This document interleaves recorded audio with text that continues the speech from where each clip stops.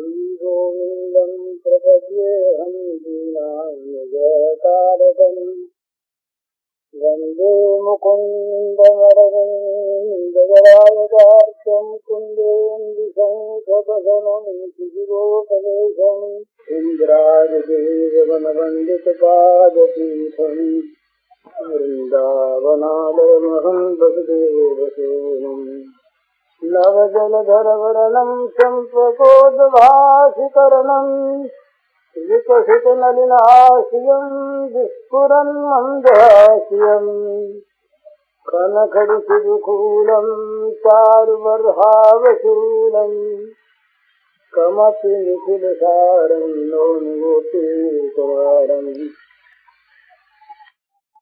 वंशीविभूषितकरान्नवनीराभात् पीताम्बराधरुणबिम्बफलाधरोस्तात् पूर्णेन्दुसुन्दरमुखादरविन्दनेत्रात् कृष्णात् परं किमपि तत्त्वमहं न जाने ध्यानाध्यासवशीकृतेर्मनसा तन्निर्गुणं निष्क्रियम् ज्योतिकिञ्चनयोगिनो यदि परं पश्यन्ति ते अस्माकं तु तदेव लोचनचमत्काराय भूयाचिरम् कालिन्दी पुलिनेषु यत्किमपि तन्नीलं मूढावति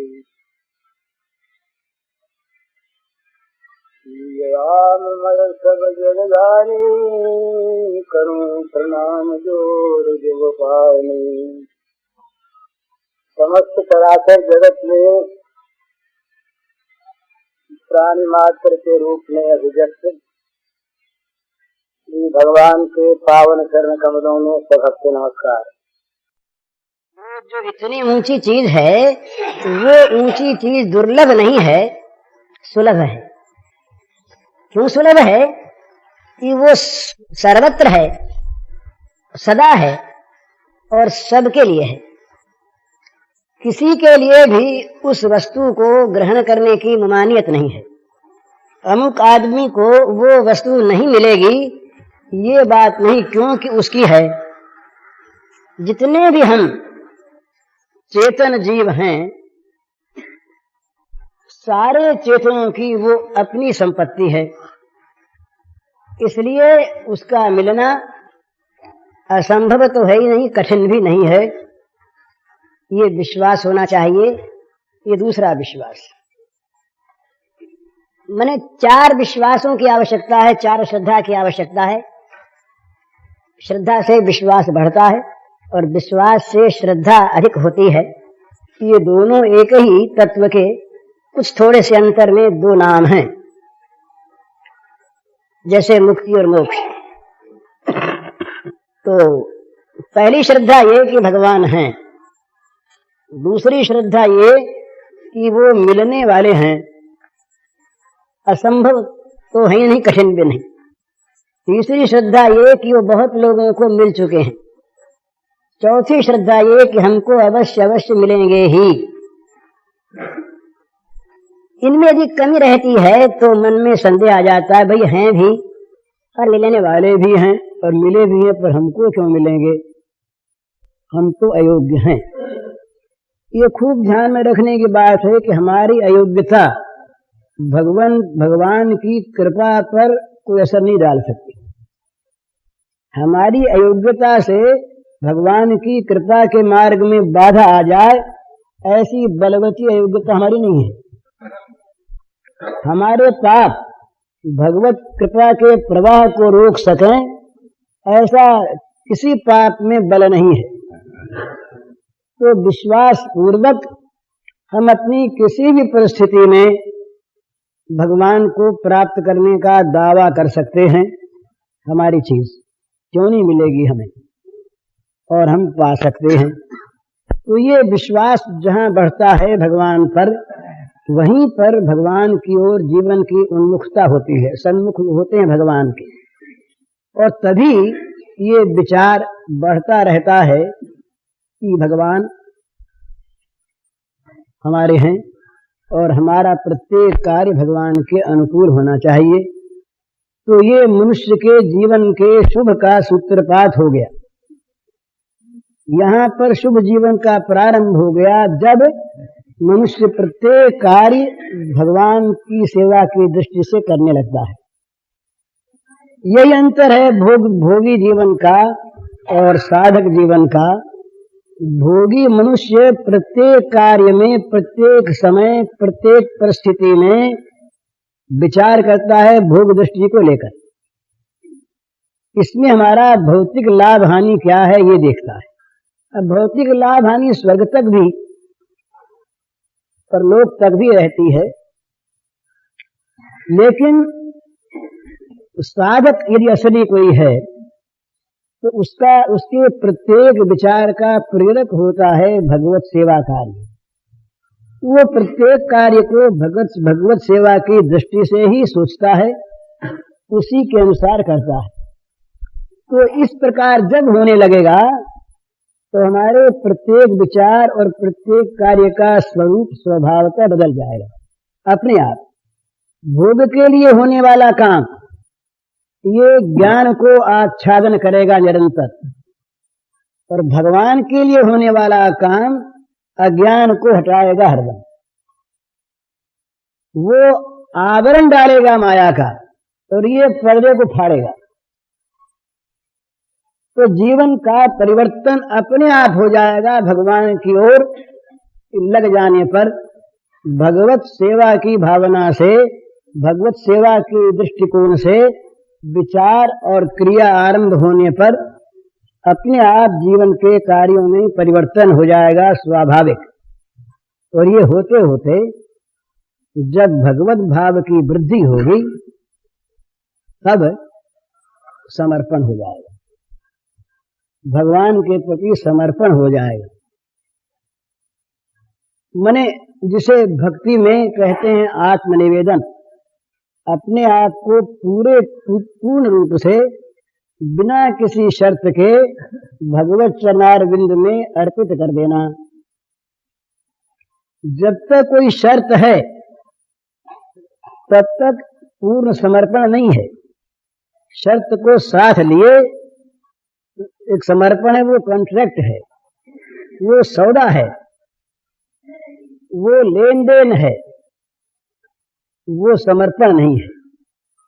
समर्पण वो है जिसमें कोई शर्त न रहे। प्रेमी लोग तो बहुत आगे बढ़ते हैं, वो तो कहते हैं कि हम मिलने की भी शर्त नहीं रखते। मिलना अगर तुम्हें अपने सुख के लिए आवश्यक हो तो हम मिलना चाहते हैं, पर हमारी मिलने की भी शर्त नहीं। परसों या कल ही वो एक पद कहा था ना कि भाई हमारी पूजा को हमारे सरकार भी न जान पाए कि हम पूजा करते हैं। ये डर रहता है मन में कि पूजा को वो जान न जाए। यदि हमारी पूजा को जान जाएंगे और कहीं हमारी पूजा की वो प्रशंसा करने लगे और कहीं हमारे मन में उनके दिए हुए सुख की लालसा जाग गई, तो नए नए सुख की लालसा जागेगी, पूजा बंद हो जाएगी। प्रियतम के द्वारा नया नया सुख प्राप्त करने का चाव पैदा हो जाएगा मन में, तो पूजा में एक विघ्न आ जाएगा। तो हमारी पूजा चुपचाप चलती रहे और पूजा का फल हो पूजा की वृद्धि, और कोई फल नहीं। वो हमारे प्रेमास्पद भी इस बात को जान न सकें कि कोई पूजा करता है। अब ये अंतर्यामी भगवान की बात दूसरी, वो सब जानते हैं, पर ये भाव कि जहां पर कुछ भी किसी प्रकार भी बदला पाने से डर लगता है, बदला पाने की आकांक्षा आवश्यकता तो है ही नहीं, पर कोई बदला देने न लग जाए, किसी के मन में बदला देने की बात आ न जाए, इसको भी वो अपनी पूजा में, अर्चा में, प्रेम सेवा में विघ्न मानते हैं। ये प्रेम में कलंक माना गया है महाराज कि जहां अपनी कोई चाह होती है अपने मन की, और वो चाह पूरी न होने पर जहां दुख होता है वहां तो काम है। प्रेम वहां पर ढका रहता है। यदि प्रेमास्पद की चाह दूसरी बात है। प्रेमास्पद यदि ये ऐसा मन में करें कि ये प्रेमी हमारी चाह करे और हमारे न मिलने पर प्रेमी को दुख हो, उसको हम देखें, ये तो दूसरी बात है। इसमें तो वो दुख उसका अपना दुख नहीं है, प्रेमास्पद को सुखी करने वाला दुख है। ये दुख तो स्वीकार किया हुआ है सेवा के लिए, ये अपना दुख नहीं। परंतु जहां पर अपनी कोई चाह है और चाह पूरी न होने पर मन में दुख है, वहां वो कहते हैं कि ये प्रेम में कलंक है, ये प्रेम में कलंक है, कालिमा है, दाग लग गया इसमें। सर्वत्याग जो प्रेम में आवश्यक है वो नहीं रहा।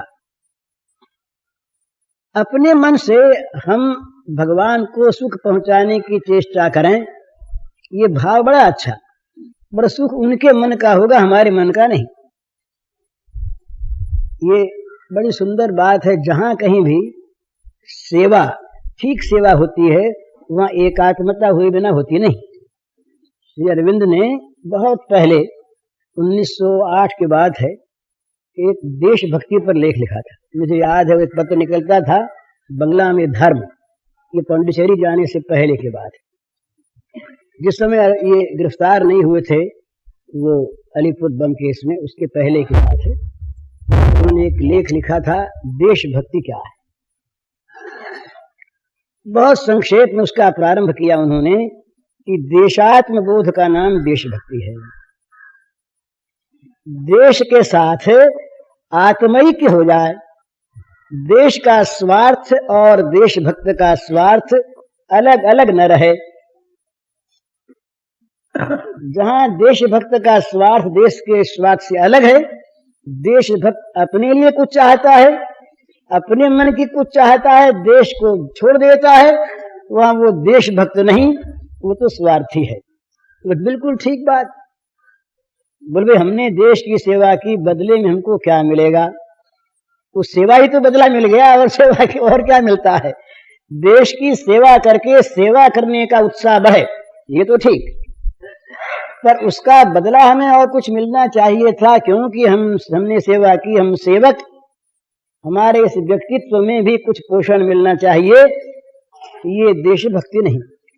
इसी प्रकार भगवत भक्ति, इसी प्रकार प्रेम, जहां एकात्मता होकर उनका मन अपने मन में नहीं आ जाता, उनकी इच्छा पूर्ण करने के हम यंत्र नहीं बन जाते, अपनी इच्छा अलग जहां रहती है, वहां ठीक प्रेम का प्रादुर्भाव नहीं हुआ।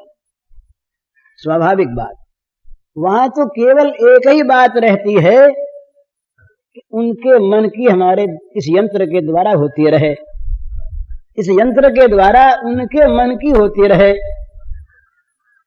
वो चाहे कभी इस मन को विपरीत दिखती हो, पर ये भाव जहां परिपक्व हो जाता है, वहां महाराज एक बड़ा विलक्षण परिवर्तन जीवन में होता है। किन्हीं के हुआ हो, थोड़ा बहुत तो अपना अनुभव कर सकते हैं, विचार सकते हैं। बड़ी प्रतिकूल बात है, अब तक बड़ी प्रतिकूल बात है, और वो प्रतिकूल बात घट गई, हो गई। होते ही पता लग गया कि ये प्रतिकूल बात हमारे प्रेमास्पद की इच्छा से हुई। तो वहां ये नहीं होगा कि उनकी इच्छा से हुई है इसलिए सह लो, न, प्रतिकूलता तत्काल अनुकूलता में बदल जाएगी। ये प्रेम का स्वभाव है। तत्सुखे सुखे तुम। जैसे बहुत कड़ी बात मैं कहूं, किसी के एक बेटा है और बड़ा लाडला बेटा है, और वो कभी कल्पना भी नहीं करता पिता या माता कि मेरा बेटा मर जाए,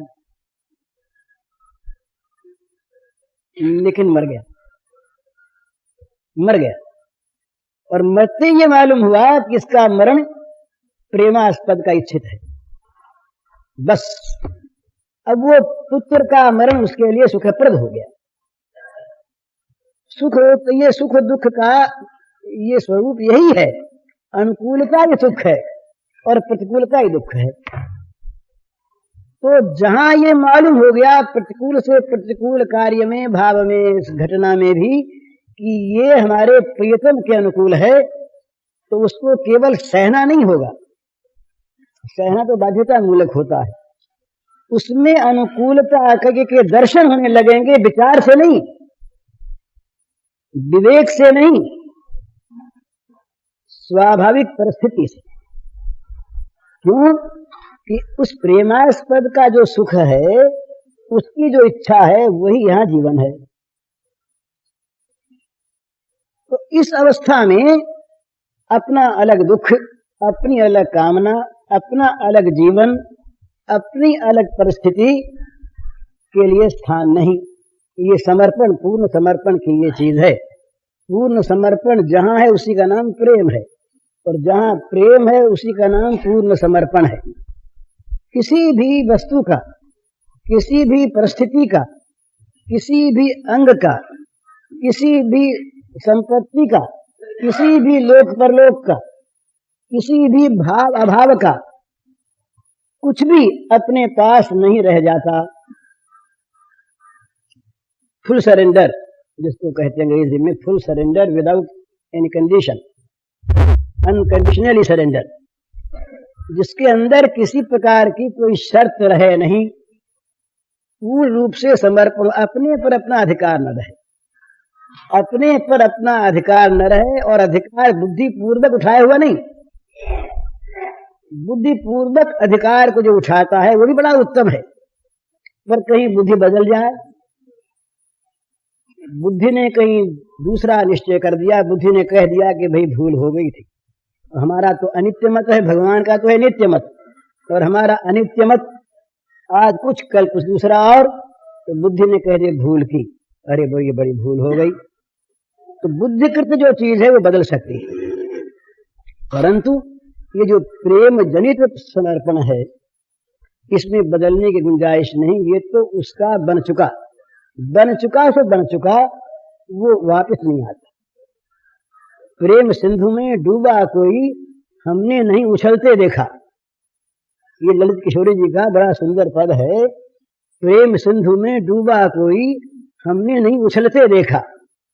भाई प्रेम सिंधु में डूबे नहीं तब तक कभी कभी बाहर आ जाते हो, छलछलाते हो, छलकते हो ऊपर, पर प्रेम सिंधु में यदि आनंद में डूब गए तो उसके बाद उसमें से कोई निकलता नहीं, वो तो वहां का हो गया।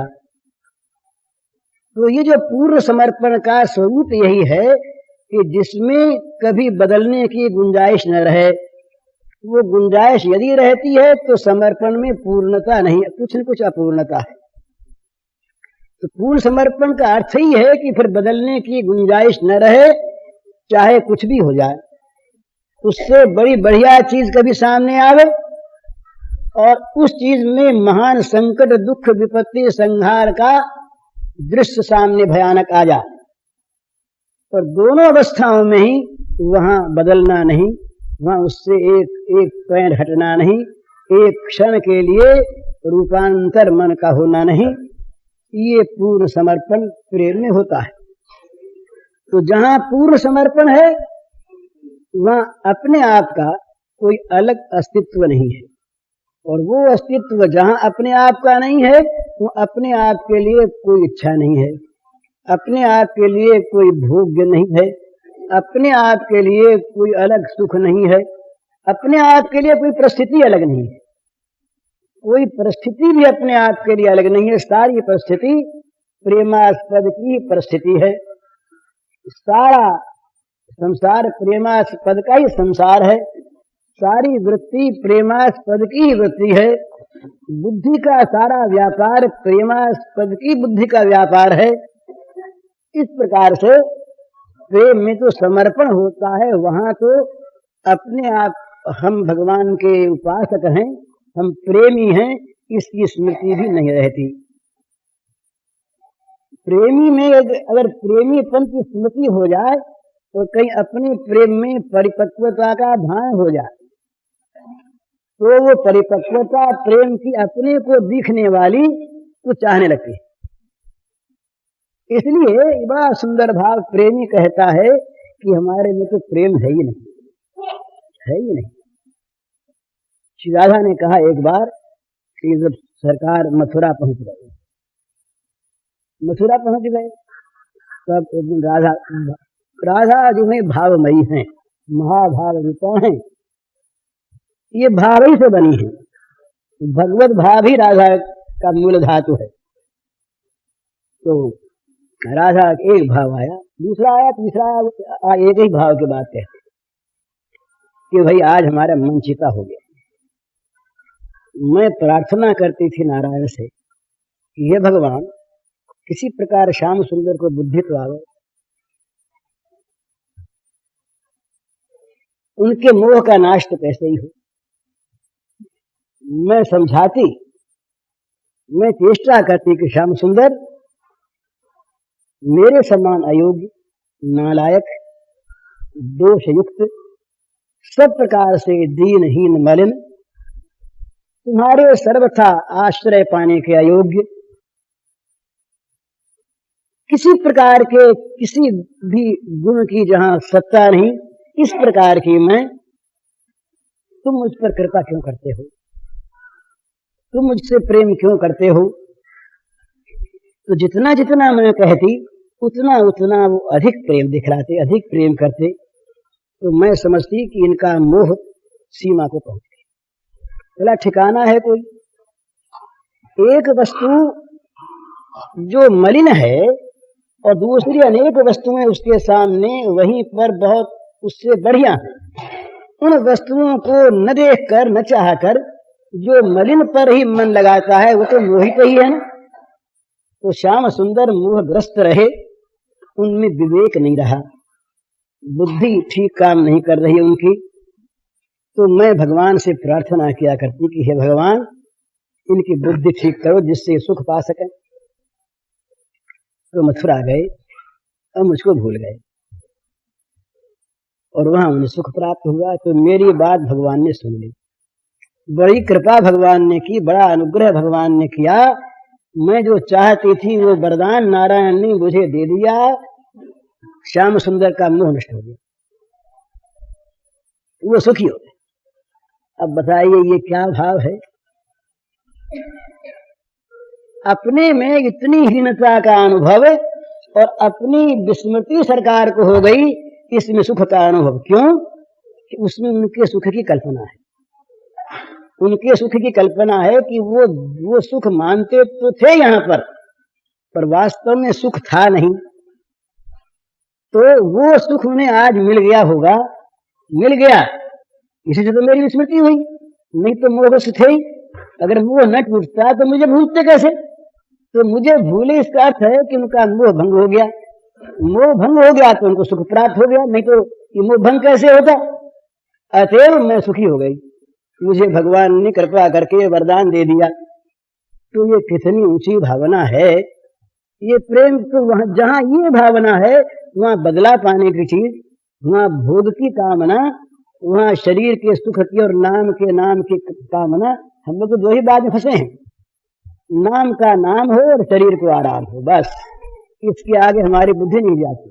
हमारा जो नाम है रखा हुआ कल्पित, बोले तुम्हारा नाम इतिहास में अमर रहेगा, स्वर्णाक्षरों में लिखा रहेगा। वो चाहे स्वर्णाक्षरों में लिखा रहे और चाहे गंदी स्याही में लिखा रहे और चाहे मिट जाए, उस नाम की महत्ता क्या है? जो कल्पित नाम है, जो नाम हजारों लोगों के दूसरों के भी हो सकते हैं, जो नाम माँ के पेट में आने से पहले था नहीं, पेट में भी नहीं था, और जो नाम इस शरीर के जल जाने के बाद कुछ समय बाद विलुप्त हो जाएगा, उस नाम की महिमा रहेगी, उस नाम का नाम रहेगा।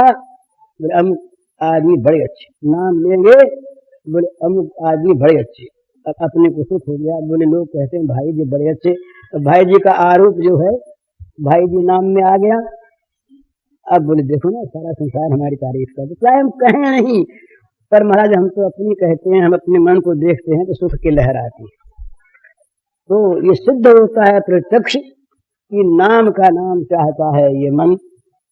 मिथ्या, सर्वथा मिथ्या, नाम मिथ्या, ये प्रत्यक्ष हम जानते हैं नाम मिथ्या है, और किसी मिथ्या न माने कि नाम का मिथ्यापन तो हमारे सामने प्रत्यक्ष हमारा धरा हुआ नाम, और नाम बदलने वाला, नाम मिटने वाला, उस नाम का इतना व्यामोह हम उस नाम के पीछे उन्मत्त रहते हैं। अपनी जीवनी आप लिखते हैं महाराज, ये हमारा हमसे जगत को शिक्षा मिलती रहे। ये बुरी चीज नहीं है जगत को शिक्षा मिलना हमारे किसी आचरण से, पर उसमें इच्छा करने की आवश्यकता नहीं है। आचरण को अच्छा बनावे तो वहां उसके जीवन से जो मौन शिक्षा मिलती है उसके द्वारा अपने आप जगत की सेवा होती है, जगत का उपकार होता है। पर यदि उसके साथ जरा सूक्ष्म कामना रहती है, मीठा विषय है ना, लटका स्वाद है, बोले भैया हम अपने हाथ से अपने जीवन की बात लिखेंगे तो सच्ची लिखेंगे, दूसरे जानते नहीं।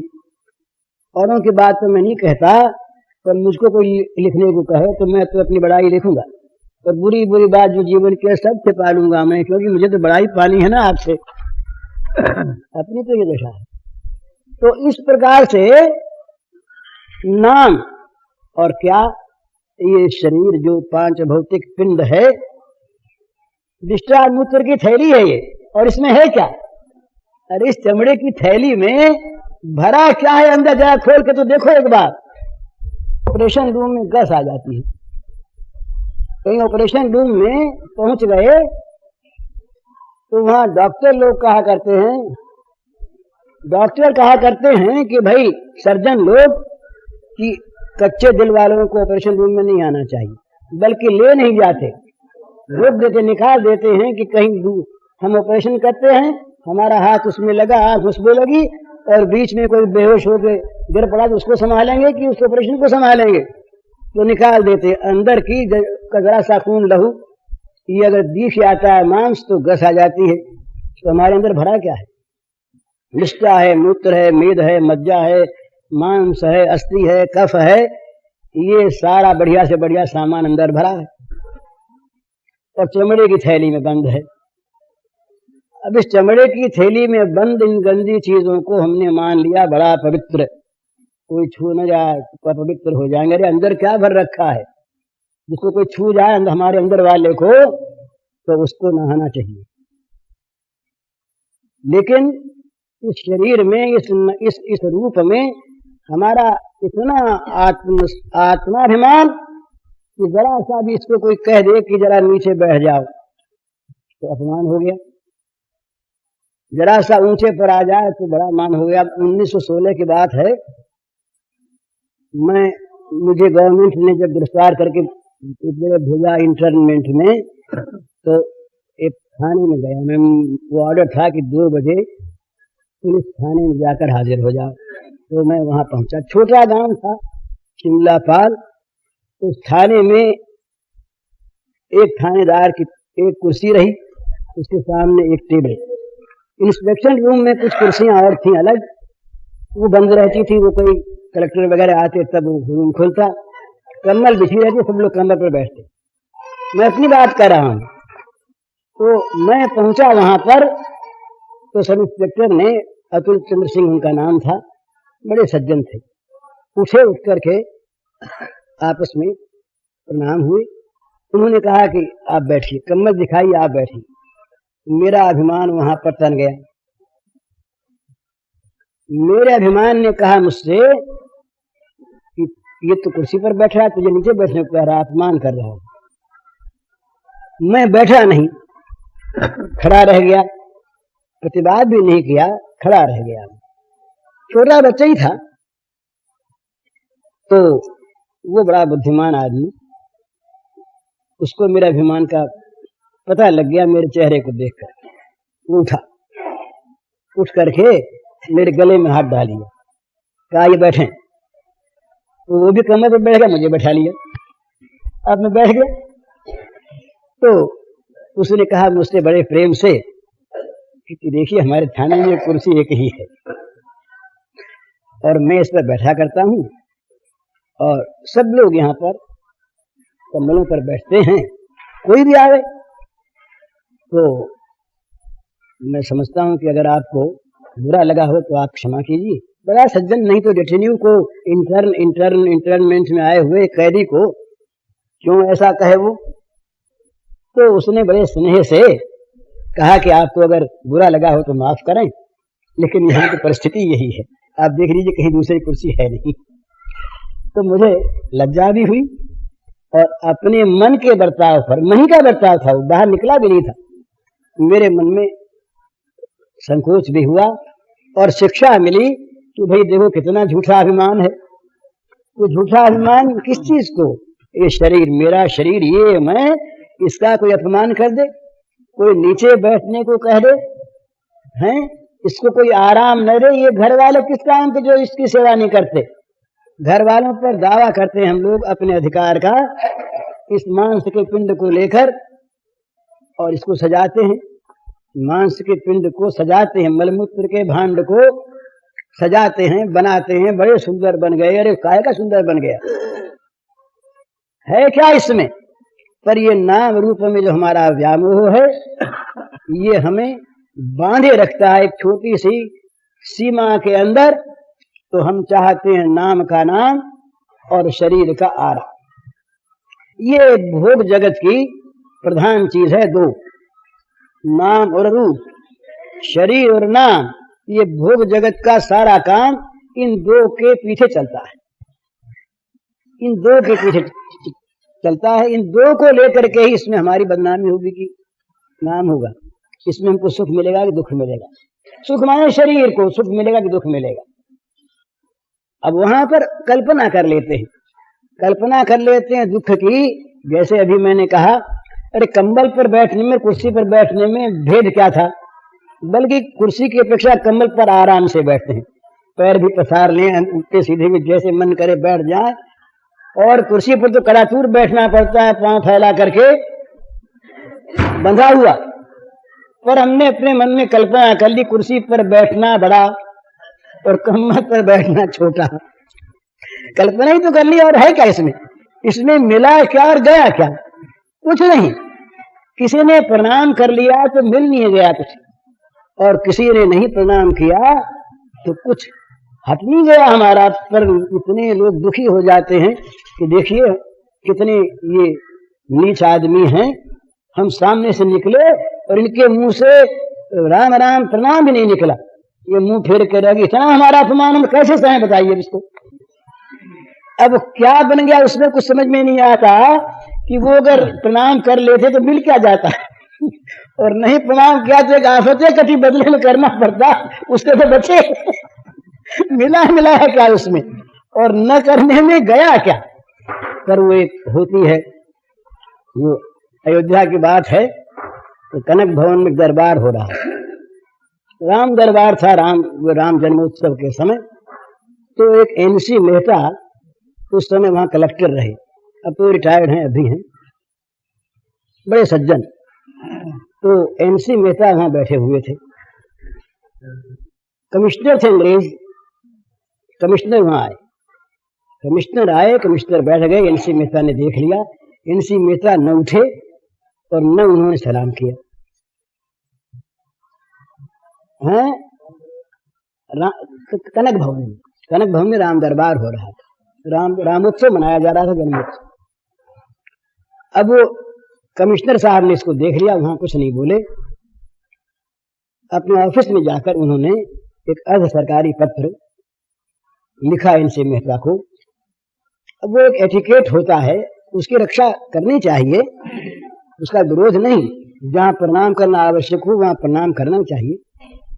तो उन्होंने चिट्ठी लिखी इनसे मेहता को कि मैं वहां गया, आप वहां पर थे, एक एटिकेट के हिसाब से ही आपको उठना चाहिए था, सलाम करना चाहिए था। बड़ी नम्र भाषा में लिखा। उन्होंने उत्तर लिख दिया, उसी चिट्ठी पर लिख के लौटा दिया कि आपको देखना चाहिए कि मैं हिंदू हूं, तो मैं राम दरबार में बैठा था, हमारे राम भगवान है, और राम के सामने किसी को नमस्कार करना निषेध है।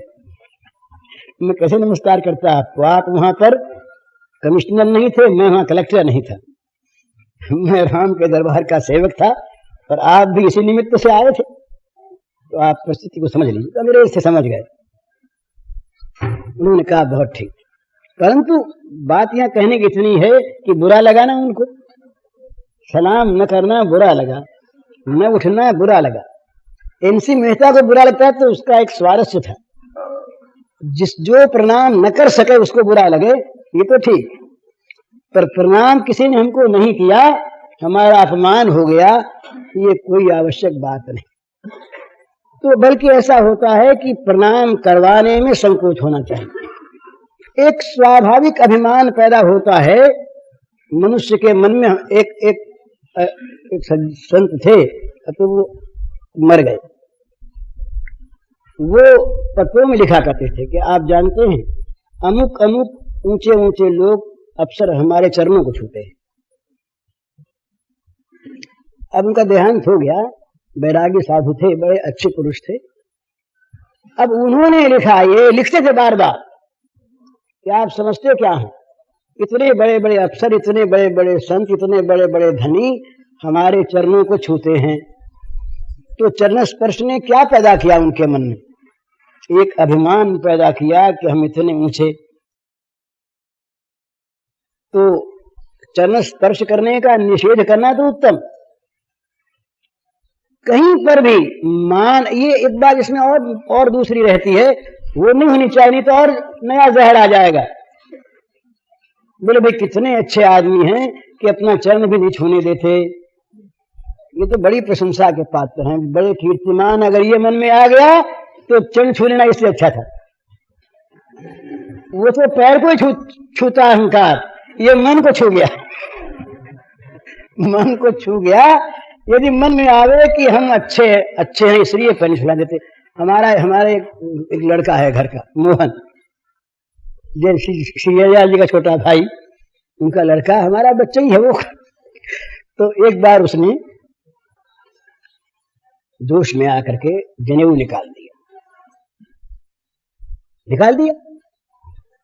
तो शेठ जी ने मुझसे कहा कि मोहन को जरा तुम समझा दो। मोहन का मेरे प्रति बड़ा स्नेह है और मैं बिना उससे पूछे आज भी जो कुछ कर देता हूं वो उसे स्वीकार होता है।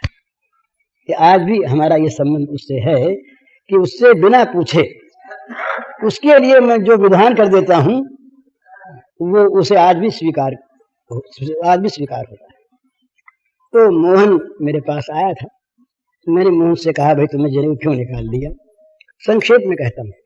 उसने कहा कि भाई जी ये जनेऊ पहनने वाले सब लोगों को बड़ा अभिमान है कि हम तो त्रिवर्ण, हम तो ऊंचे, और जनेऊ न पहनने वाले, न पहन सकने वाले अद्विज, वो हमसे छोटे। तो ये अभिमान हम नहीं करना चाहते। मैंने कहा बहुत अच्छी बात, अभिमान तो नहीं, पर अब बताओ तुम्हें अभिमान पैदा हुआ कि नहीं कि हम जनेऊ छोड़ देने वाले इन अभिमानियों से ऊंचे? तो बुद्धिमान आदमी, उसने कहा ये तो हो गया। तो हमने कहा हो गया तो एक रोग था ही, दूसरा तुमने नया रोग लगा लिया, उस एक रोग को रहने दो, क्या अर्थ है? तो कहा अच्छी बात। उसने मान लिया। हमने वो गोस्वामी जी वहां पर थे, उनसे प्रायश्चित कुछ थोड़ा सा करवा के और फिर जनेऊ गले में डलवा दी। उसके जनेऊ अब तक है। तो ये अभिमान के पोषण के लिए यदि कोई क्रिया त्याग की भी हो, बहुत दफे त्याग भी भोग के लिए होता है, भोग मूलक त्याग भोग के लिए होता है। बोले हम सब कुछ छोड़ करके त्यागी होना और सारे संसार में हमारा त्यागी नाम रहे और इतिहास में हमारे त्याग की गाथा गाई जाए। तो वो ये जो त्याग है ये भोग मूलक त्याग है। तो ये मैं कह रहा था, यही मेरा मूल यहीं पर है कि भगवत परायण जीवन जो है उसमें ये दो सब निकलते जाते हैं। ये सारे भोग हैं, मान भोग है, बड़ाई भोग है, यश भोग है, शरीर का आराम भोग है, इंद्रियों के विषय भोग हैं, बुद्धि का और मन का अनुकूल भाव भोग है। ये सारे के सारे भोग हैं। इन भोगों की दृष्टि से जब मनुष्य कार्य करता है, इन भोगों की दृष्टि से मनुष्य जब सोचता है तो उसका सोचना विकारी होता है, उसका सोचना दूषित होता है, उसका सोचना अयथार्थ होता है, क्योंकि वो बुद्धि पर पर्दा पड़ा हुआ है ना भोग का, भोग सुख की स्पृहा का। तो भोग सुख की स्प्रिया मन में रखते हुए, भोग जगत पर आस्था रखते हुए मनुष्य ठीक यथार्थ विचार, यथार्थ निश्चय नहीं कर सकता, क्योंकि भोग उसके विवेक को ढक लेता। कामना, जो भोग कामना है, ये विवेक को आच्छादित कर लेती है, आवृत कर लेती है, मोहावृत रहता है। वो जो विलास विभ्रम रत है वो मोहावृत है, ये सिद्धांत है। जो विषय विलास रत है वो मोहावृत है, और जो मोहावृत है वही विषय विलास रत है। ये विषय विलास विभ्रम है, भला सुख नहीं है। ये विषय सुख में जो सुख की प्रतीति है ये भ्रम है। जैसे शराब के नशे में कोई आदमी किसी गंदे नाले में पड़ा रहे और हंसता हुआ कहें बड़े सुखी बड़े सुखी बड़े सुखी, इसी प्रकार हम विषयी लोग विषय के गंदे दुर्गंध भरे नाले में पड़े हुए हम मानते हैं बड़े सुखी हैं। तो ये तो उन्मत्त का प्रलाप है, ये उन्मत्त का प्रलाप है, ये यथार्थ वर्णन नहीं। पीत्वा मोहमयी प्रमाद मजरा उन्मत्त भूतम जगत, मोहमयी प्रमाद मजरा को पीकर सारा जगत उन्मत्त हो रहा है। तो ये विषय विलास, विषय सुख, ये भ्रम से सुख है, वास्तव में सुख नहीं। लेकिन भोगरत प्राणी जो है उसका ज्ञान ढका रहता है मोह से, और मोहावृत जो विवेक है वो विवेक उल्टा हो जाता है, और वो वहां पर भोग जगत से बाहर निकलने नहीं देता प्राणी को। वो कहता है यही सुख है, यही आराम, बस एतावत इत निश्चिताः, एतावत बस मौज करो, संसार में भोगो, भोगों का अर्जन करो और भोगो, एतावत, इतना ही है बस, और कुछ नहीं। इसके परे कुछ नहीं, धर्म न त्याग, न भगवान, न और लोक पर न परलोक, कुछ नहीं, बस यही एक बात। तो इस प्रकार से ये भोग जीवन जहां रहता है वहां पाप रहता है, स्वाभाविक बात। तो भगवत परायण जीवन होना चाहिए, इसकी बड़ी आवश्यकता। भगवत परायणता के बिना कोई कहे बोली बोली प्रेम की बात तो कहो, और भगवत परायणता की बात नहीं, तो वो प्रेम नहीं होगा, वो तो दुर्गंध भरा काम होगा। जहां भगवत परायणता नहीं और प्रेम, वहां तो काम का नाम प्रेम है, और जहां भगवत परायणता है वहां चाहे प्रेम का काम नाम रहे कोई आपत्ति नहीं। प्रेमैव गोपरामाणाम काम इत्यगमत प्रथाम, ये कहा कि गोप रमणियों का जो प्रेम है उसको काम कहते हैं, पर वो काम दुर्गंध लेश शून्य है। वहां काम तो है ही नहीं, काम गंध भी नहीं है, और काम गंध ही नहीं, काम गंध का लेश नहीं है, काम गंध लेश शून्य वो प्रेम है, वो भाव है। उसको चाहे कोई काम कहे, क्या रहे। भगवान के प्रेम की भूख को कोई ये कह दे कि भगवान भूख मरते हैं, तो क्या हर्ज है। वो प्रेम की भूख है, वो विषय वासना नहीं। तो इस प्रकार से भगवत परायण जीवन की आवश्यकता है। सत्संग का अगर कोई फल होना चाहिए तो ये होना चाहिए कि जीवन में भगवत परायणता आ जाए। ये अवश्यंभावी फल सत्संग का होना। अगर ये नहीं हुआ तो महाराज क्षमा कीजिए, सत्संग नाम भले ही हो, सत्संग है नहीं। बिनु सत्संगन हरि कथा कई बिनु मोहन भाग, तो मोह गए बिनु राम पद कोई दृढ़ अनुराग। सत्संग वही जहाँ हरि कथा हो, ग्राम चर्चा न हो, हरि चर्चा हो। और हरि चर्चा वही वास्तविक जो मोह का नाश कर दे। और मोह का नाश हुआ तब माना जाए जब भगवत चरणारविंद में दृढ़ अनुराग हो जाए। तो दृढ़ अनुराग के लिए मोह का नाश आवश्यक, मोह के नाश के लिए हरि कथा आवश्यक, और हरि कथा के लिए सत्संग आवश्यक। तो जो सत्संग जीवन को भगवत परायण कर दे वो तो सत्संग, और बाकी नाम का सत्संग। हम अपने को सत्संगी मान लें, सत्संगी नाम ही रख लें अपना, ये हम बड़े सत्संगी, और मन में हमारे सत के नाम पर बसता रहे भोग, असत को सत मान लें।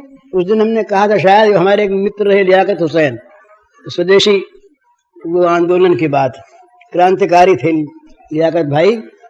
तो उन्होंने एक दुकान बना रखी थी स्टेशनरी की, उसमें मुश्किल से 2.5-3 रुपए का सामान था। उसका नाम रखा था कुबेर भंडार। उसका नाम था कुबेर भंडार। इसी प्रकार हम अपने को सत्संगी बल कह दें, महात्मा कह दें, भक्त कह दें, महापुरुष कह दें, और लोग हमसे कहते तो हम मान लेते हैं, कुछ नहीं, पर स्वीकार कर लेते हैं, बड़ा प्यारा लगता है ना। पर उससे हुआ क्या? किसी निर्धन दरिद्र को कोई करोड़पति कह दे, वो कहते हाँ हम तो हैं, पर घर में जाके देखे तो चूहे खेलते हैं, करोड़पति काहे का है।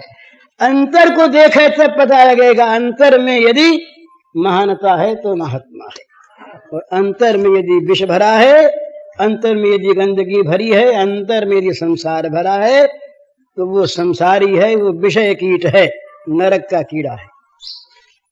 संसार जो भगवान से रहित है वो नरक है, और भगवान से रहित संसार में रहना है वो नरक का कीड़ा बन के रहना है। तो भोग जीवन नारकी जीवन और भागवत जीवन ये वैकुंठ जीवन। तो अपने जीवन में भगवत परायणता को लाना है। ये परायणता आती है विश्वास से, और इसका परिपाक होता है प्रेम से। टाइम क्या है? तो इसका परिपाक होता है प्रेम में, और परिपक्व अवस्था में फिर जांच पड़ताल नहीं होती। माने जांच पड़ताल करने वाला मन जब तक अलग रहता है बिना समर्पित, तब तक जांच पड़ताल संभव है, और जांच पड़ताल करने वाला मन जब समर्पित हो जाता है तो जांच कौन करे, हम कहाँ हैं, कैसे हैं, इस चीज को फिर देखे कौन। देखने वाला जो था वो मिट गया। हिरत हिरत हे सखी हिरन गयो हिराय, वो ढूंढते ढूंढते ढूंढने वाला ही खो गया। तो किसको ढूंढे फिर? वो कौन ढूंढे? जिसको ढूंढता था वो रह गया। जिसको ये जहां तक दृष्टा है ना कोई, वहां तक दृश्य की सत्ता माननी पड़ती है। दृश्य के बिना दृष्टा की सिद्धि नहीं होती, और जहां दृश्य है वहां दर्शन मानना पड़ता है। दृश्य को देखना अगर नहीं हो तो देखने वाला क्या देखेगा? और जहां दृश्य दर्शन और दृष्टा इस त्रिपुटी का जहां पर भाव है, ये है, वहां पर एकात्मता नहीं है। तो ये ऊंची से ऊंची स्थिति दृष्टा की मानी है कि भाई हम भोक्ता न रह करके दृष्टा हो जाए, पर दृष्टा है तब तक भी दृश्य है ही। दृश्य का अभाव हुए बिना दृष्टा का अभाव नहीं होता। परंतु जो दृश्य आज हमने मान रखा इदम, ये इदम तो नहीं है, पर वो तात्विक सत्य तो है ही। वो सत्य रहेगा, दृश्य रूप से नहीं रहेगा जब दृष्टा नहीं रहेगा तब। तो दृष्टापन भी मिट जाना चाहिए। दृष्टापन मिट जाने के बाद जो वस्तु रह जाती है उसको देखने वाला कोई नहीं रहता, वो वस्तु अपने स्वरूप में रहती। इसी प्रकार से इस प्रेम के साम्राज्य में भी जब पूर्ण समर्पण हो जाता है तब वो अलग नहीं रहता। फिर क्या होता है? यहाँ एक विशेषता दूसरी है कि स्वयं भगवान अपने मन से, अपने प्राणों से, अपने देह से प्रेमी बने रहते हैं और आनंदास्वादन करते कराते रहते हैं। ये प्रेमाद्वैत है। भला प्रेमाद्वैत में विभिन्नता रहते हुए भी नित्य अद्वैत है। नित्य एक ही, नित्य दो बने हुए रसास्वादन रत हैं। यथार्थ में आस्वाद्य, आस्वादन, आस्वादक एक ही है। वही आस्वाद्य बने, वही आस्वादन बने, वही आस्वादक बने, परंतु प्रेमराज में तीनों की सत्ता रहती है। अज्ञान पूर्वक नहीं, लीला रूप में प्रेम पूर्वक। ये बंधन नहीं, ये सारे बंधनों के टूट जाने के बाद ये भगवत बंधन होता है। ये बंधन शिरोधार्य, ये बंधन स्वीकार्य, ये बंधन अभिनंदनीय। इस बंधन में बंधना मुनियों को भी अभिप्रेत। वो भी चाहते हैं कि हमें प्रेम योग की प्राप्ति हो जाए। इत्थम भूत गुणों भरी कुर्वन्त हेतु की भक्तिम आत्मा रामाश्च मुनयः निर्ग्रंथारपि क्रमे कुर्वन्त हेतु की भक्ति मिथ्यम भूत गुणो हरि आत्माराम निर्ग्रंथ मुनि। वे भी उरुक्रम भगवान में अहेतु की भक्ति प्रेम करते हैं, क्योंकि भगवान के ऐसे ही गुण हैं। तो त्रिगुणात्मक गुण नहीं, दिव्य रसात्मक गुण वो इस प्रकार के परम दिव्य होते हैं कि जहाँ ब्रह्म द्रव हो जाता है। ये गंगा जी ब्रह्म द्रव होकर बह गई, ये ब्रह्म ही है, पिघल गया ब्रह्म। सॉलिड चीज जो थी वो द्रव होके बह गई, बह गई। वो ऐसे ही भगवान जो है वो नित्य नित्य रस रूप में प्रवाहित रहते हैं, और उनकी रस माधुरी से जिनका हृदय परिपूर्ण है, जिनका जीवन रसमय बना है, बस वही प्रेमी भक्त हैं। और उनका जीवन भागवत जीवन है, भगवत परायण नहीं। भगवत परायणता इस भागवत जीवन का मार्ग है, रास्ता है, बताने वाला एक संकेत है। तो ये भागवत जीवन हम प्राप्त करें, ये मानव जीवन की सफलता। सब कर मत खगनायक येहा, करिय राम पद पंकज नेहा। सब कर मत खगनायक येहा, करिय राम पद पंकज नेहा। तुलसीदास जी महाराज प्रेम की महिमा कहते, बड़ी सुंदर।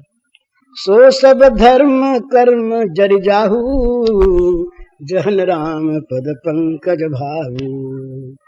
सो सब धर्म कर्म जरि जाहू, जहन राम पद पंकज भाऊ। जोग कुजोग ज्ञान यज्ञानु, जहन ही राम प्रेम प्रधानु। जोग कुजोग ज्ञान यज्ञानु, जहन ही राम प्रेम प्रधानु। तो भगवत प्रेम ये सर्वोत्तम मानव जीवन के विकास का, मानव जीवन के लक्ष्य का ये सर्वोत्तम सर्वोपरि साध्य, जिस साध्य की प्राप्ति मुनियों के मरे हुए मन को भी जागृत करके अभिलाषा पैदा कर देती है। बस यही जीवन का सार। हरिओम तत्सत। बोल सियावर रामचंद्र की।